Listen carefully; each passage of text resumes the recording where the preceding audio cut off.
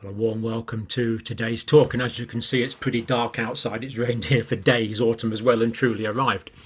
Now, of course, we did a video a couple of days ago on the new antiviral from Merck called Molnupiravir that's seeking FDA and international approval at the moment, and had about 6,000 questions on relating modern this new antiviral drug to potential older antiviral drugs.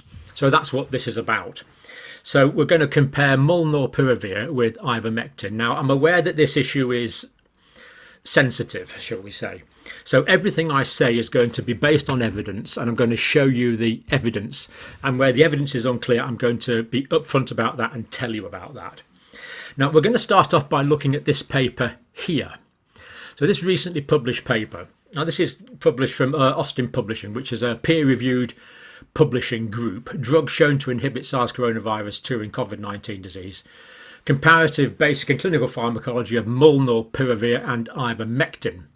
So this is a brief paper but covers quite a lot of key points and does quite a few interesting comparisons. Now, because we're very keen to look at validity here, I did check up the main author, and he is a professor of medicine in Texas, with a specialist expertise, adjunct professor of medicine at Balliol College of Medicine, with particular expertise, of course, as you would expect, in pharmacology. So that's the author of this paper as we try and check what we're saying as we go through. Right, there's still many nations where vaccines are not widely available, accepted fact. Vaccine rollout is patchy around the world at best.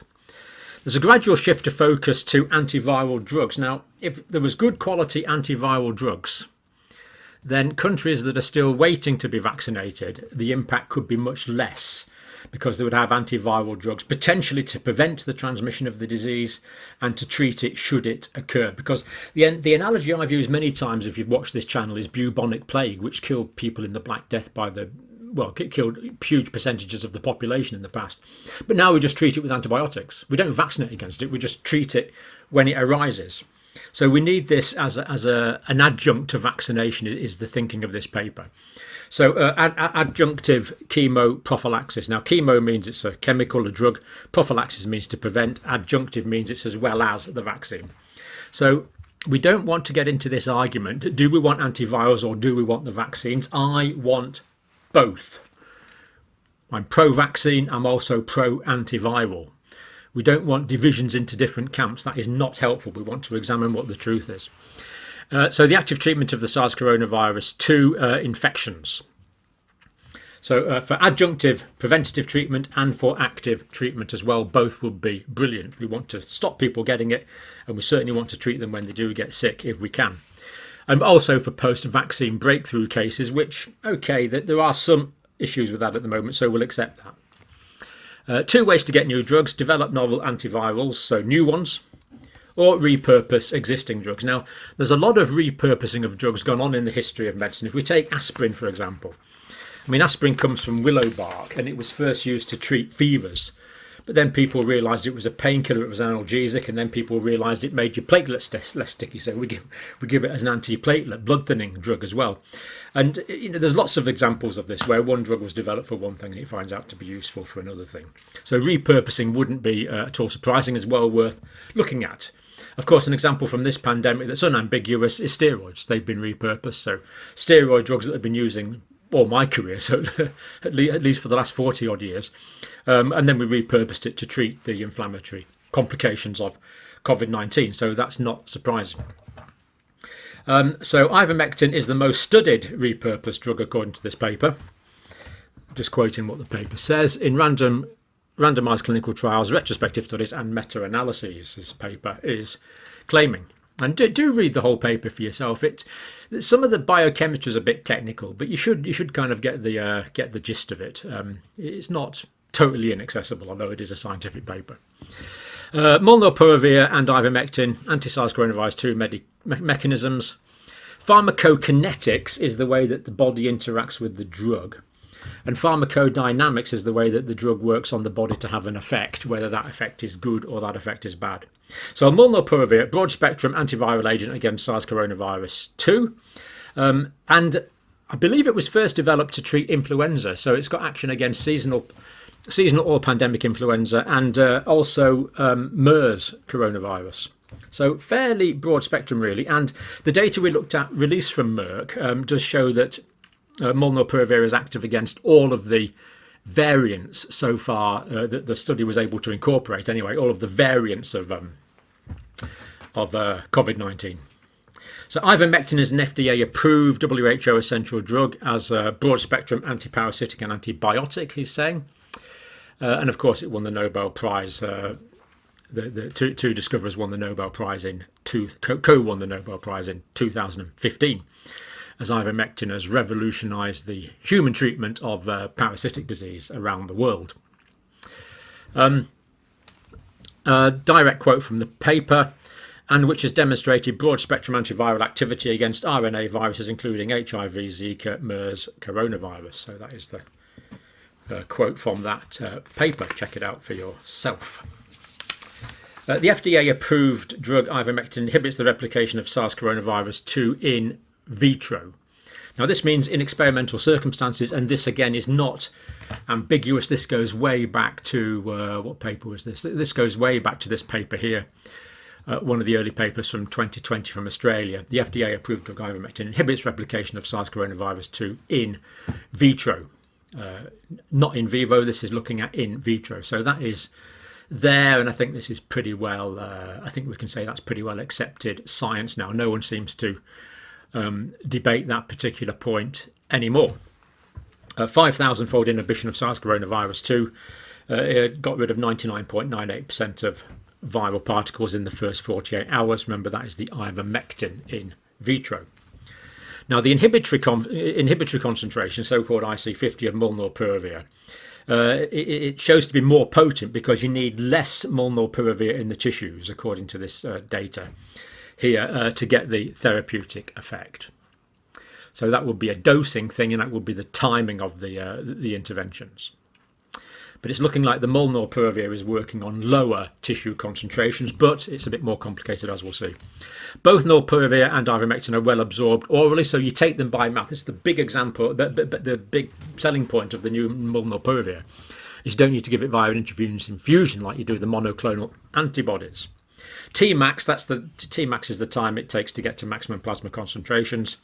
For Molnupiravir, it takes about 1 to 2 hours to get to maximum concentration. With ivermectin, it takes a bit longer, 4 to 6 hours. You need to give 2 doses of Molnupiravir a day because the half-life, the time taken to excrete half of the given dose of the drug from the plasma, is 7 hours. Whereas ivermectin, it's long. Now, this paper quotes 81 to 91 hours. Now, this is surprisingly long. I had thought it was around 17 hours, but I'm just quoting what this paper says. And being lipophilic has a large volume of distribution. In other words, it dissolves in fatty tissues, and of course the cell membranes of the body are fatty tissues, so it's able to diffuse into a very wide number of cells, the ivermectin is. Ivermectin has the ability to accumulate in the lungs, which of course is one of the main target organ for SARS coronavirus 2. So it's not just about the half-life with ivermectin, it seems to accumulate in the tissues in the lungs. And as far as we understand from my conversation with vets, it stays there for a long period of time. So it can have a long-acting effect locally in the lungs. So you could end up with higher concentrations in the lungs than other places, which of course, in terms of treating severe acute respiratory distress syndrome, is exactly where you want it. So the normal sort of kinetics of drugs is a little changed. It's not just half-life, it's where the drug accumulates in the tissues the drug accumulates in that we would need to take account of. The anti-SARS coronavirus 2 actions, both of Molnupiravir and ivermectin, are dose and concentration dependent, as we've said. Molnupiravir is an active. It's what you call a prodrug. The Molnupiravir is given. It's converted, I believe, in the liver into the active substance. Now, this isn't uncommon in pharmacology. So, for example, if you take codeine, for example. The reason that codeine is a painkiller is the codeine goes to the liver, and the liver converts it to morphine. So it's actually the morphine that's having the pain-killing effect. So again, this is not surprising. Drugs and drug metabolites are well recognised in pharmacology. So the active metabolite, NHC5 triphosphate, acts as a competitive alternative substrate for viral RNA. Now, I'll tell you what I understand by this. So the RNA is made of bases, and this acts so it's made of these 4 bases to make the new RNA molecule, which of course is what the virus runs on. It runs on RNA, whereas we run on DNA. And this is like a substrate that gets into the new RNA molecule and basically sabotages the molecule. Now, that's the way I understand it at the moment. If my understanding improves, I will certainly get you on that. But it's like a competitive substrate. So instead of having the proper substrate that the virus would like, you get this Molnupiravir substrate, and that kills that goes on to cause mutations in the virus and makes the new viral particles non-viable. So it stops replication of the virus. That's my understanding at the moment. As I say, if it's wrong or it needs corrected or purified, we'll get back on that, but that's my understanding just now. Causes viral mutagenesis, so it causes mutation in the virus, mutations which lead to viral error, catastrophe and extinction of replication. In other words, it can't reproduce with this dodgy stuff inside it. Now, the direct quote from this paper, there's some concern about the safety of this metabolite, which also is mutagenic to mammalian cells. Now, the Merck announcement said yesterday that that wasn't a problem. This paper suggests that it needs, well, at least it needs looking into. So the idea here is if it stops the normal replication of RNA, is it going to stop the normal replication of our own DNA? So that is all I'm saying is that's a direct quote from the paper. Of course, all the data from Merck, as we understand it now, is with the FDA and the European Medicines Agency and all the regulatory authorities around the world. They've got probably about 1,000 times more information than we have, but that's all we can say from public domain data at the moment. They will have to make adjudications on that. But Merck's statement yesterday indicated that this wouldn't be a problem, but this paper indicates that it needs to be considered at least. Ivermectin works in different ways. It binds to the spike protein to stop the spike protein going into the cell. It affects the ACE2 receptor to stop the virus going into the cell as well, and it reduces the viral transcription. In other words, it stops the production of new viral RNA, according to this paper that we're analysing today. So a wide variety of actions, and also ivermectin is anti-inflammatory as well, which is why people are studying its potential efficacy against long COVID. Inhibits cytokine production. It's the pro-inflammatory cytokines that cause the inflammation. Molnupiravir doesn't seem to be anti-inflammatory, but we await further data. So complementary pharmacokinetic and pharmacology of the drug might give rise to an additive or a synergistic effect. Now, what this is saying is these two drugs work in different ways.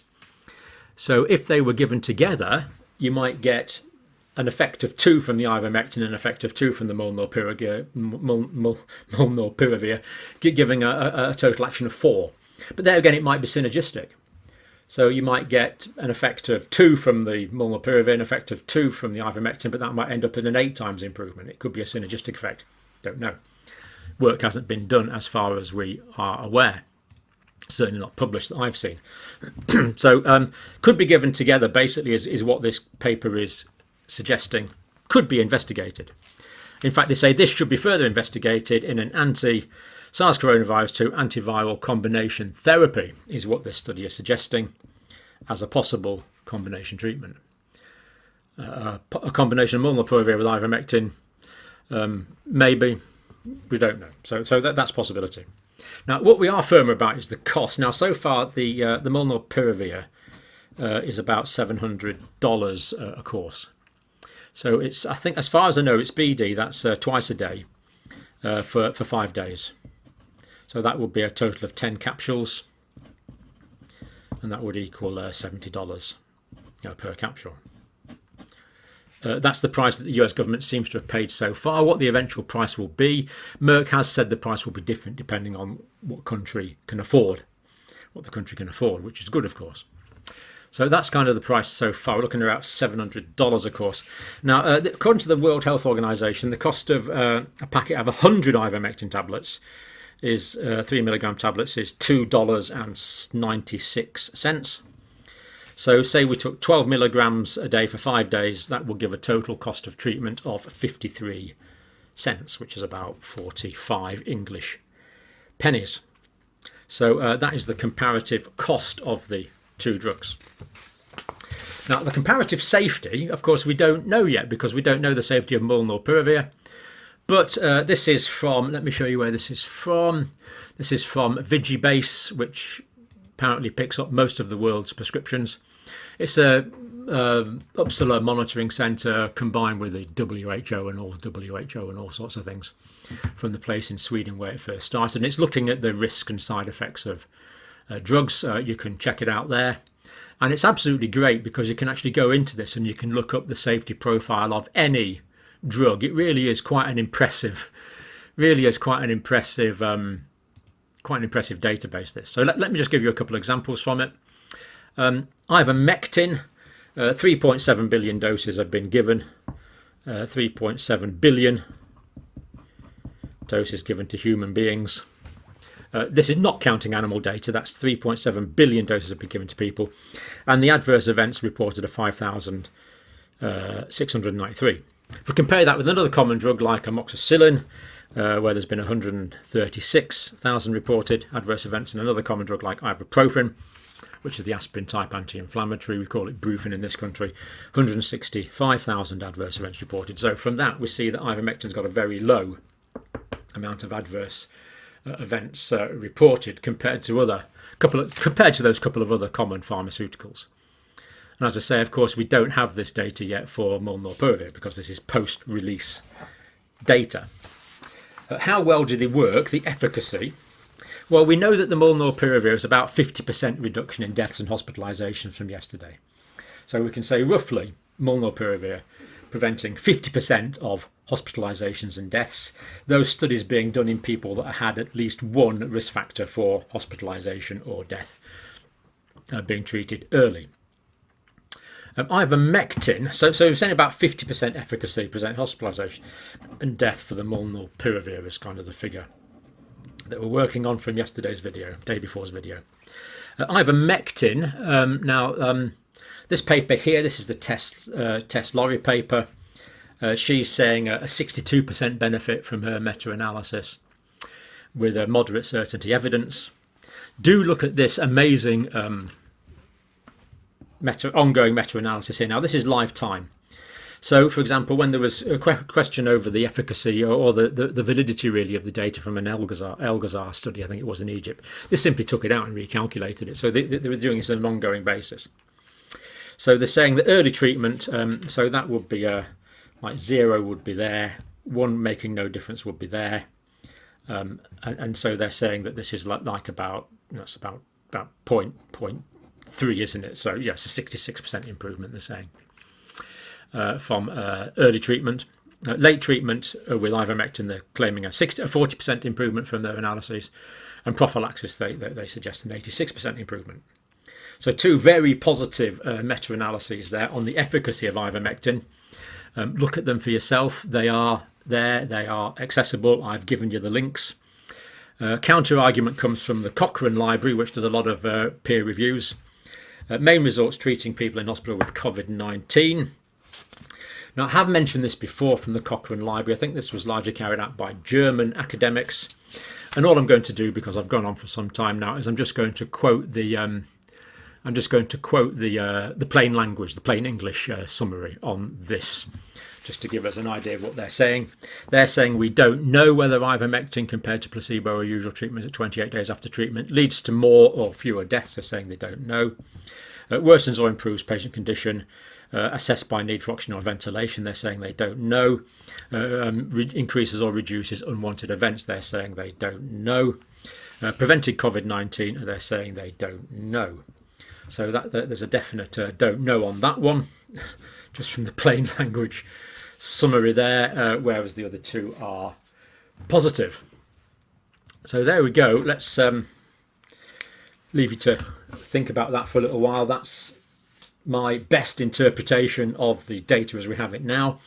If I've got something wrong, I will come back and correct it, but it's an ongoing situation. And we really need our leaders to be more definitive in the guidelines that they are currently giving. Thank you for watching.